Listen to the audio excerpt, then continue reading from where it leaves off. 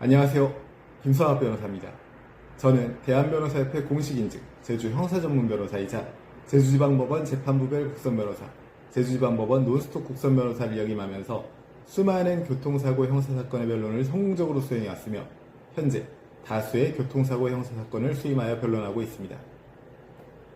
교통사고 형사사건 스페셜리스트로서 오늘은 교통사고 발생 시 형사합의 절차에 주의해야 할 사항에 대해서 설명드리도록 하겠습니다.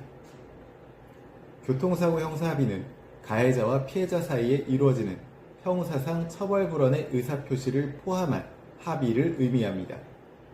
교통사고 처리 특례법에 따르면 피해자가 사망한 경우를 제외하고는 가해자가 피해자와 합의하거나 종합보험에 가입한 경우 형사처벌을 면할 수 있습니다.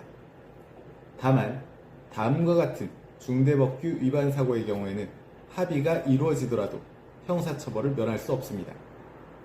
음주운전사고, 무면허운전사고, 뺑소니사고, 신호위반 사고, 중앙선 침범사고 등의 경우에는 합의가 이루어지더라도 형사처벌을 면할 수 없습니다.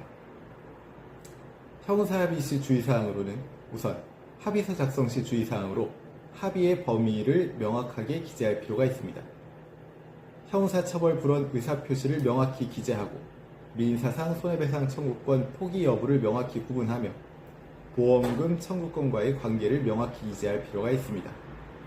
실제로 법원은 교통사고 가해자인 피보험자가 피해자에게 형사합의금을 지급하면서 합의서에 민사책임 및 손해보험사 보험금 청구에 대해서는 제외합니다 라고 기재한 경우 이는 손해배상금의 일부로 지급된 것이 아니라 손해배상금과는 무관한 형사 위로금 명목으로 지급된 것으로 보아야 한다고 판시하고 있습니다.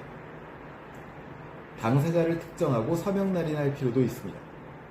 합의 당사자의 인적사항을 정확하게 기재하고 합의 금액과 지급 방법을 구체적으로 명시하며 양 당사자의 서명 날인을 필수적으로 기재할 필요가 있습니다. 합의금 지급 시 주의사항으로는 우선 가급적 계좌 이체를 통한 지급을 할 필요가 있으며 현금 지급 시 영수증 작성이 필수고 분할 지급의 경우 지급 일정을 명확히 기재할 필요가 있습니다. 지급 시기와 관련해서는 합의서 작성 전 합의금 완납을 권장하며 분할 지급 시 미지급금에 대한 보증 방안을 마련할 필요가 있습니다.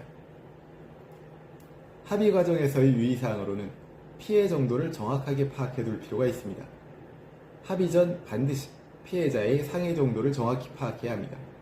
피해자가 치료 중인 상태에서 담당 의사의 진단만을 믿고 성급하게 합의할 경우 추후 후유증이 발생하면 합의의 효력이 문제될 수도 있습니다. 또한 합의 철회 가능성도 고려할 필요가 있습니다. 일단 처벌불원 의사를 표시한 후에는 다시 처벌을 희망하는 의사를 표시할 수 없으므로 합의 전 신중한 검토가 필요합니다. 제주 교통사고 변호사로서 강조하자면 교통사고 형사합의는 가해자의 형사처벌 면제라는 중요한 효과를 발생시키는 만큼 합의서 작성과 합의금 지급 과정에서 세심한 주의가 필요합니다. 특히 합의 범위를 명확히 하고 향후 분쟁 가능성을 최소화하기 위해 전문가의 조력을 받는 것이 바람직합니다. 또한 보험회사와의 관계도 고려하여 합의를 진행해야 하며 합의 전 피해 정도를 정확하게 파악하는 것이 중요함을 명심하시기 바랍니다. 현재 교통사고 형사합의가 필요한 상황이시라면 언제든지 제주 교통사고 변호사 김성학 법률사무소를 찾아주시면 신속, 정확한 해법을 제시해드리겠습니다. 조금이나마 도움이 되셨으면 합니다. 감히 최고라고 자부할 수는 없지만 여러분의 권리를 지키고 항상 최선의 결과로 만족을 드리는 제주 형사 전문 김성학 변호사입니다. 감사합니다.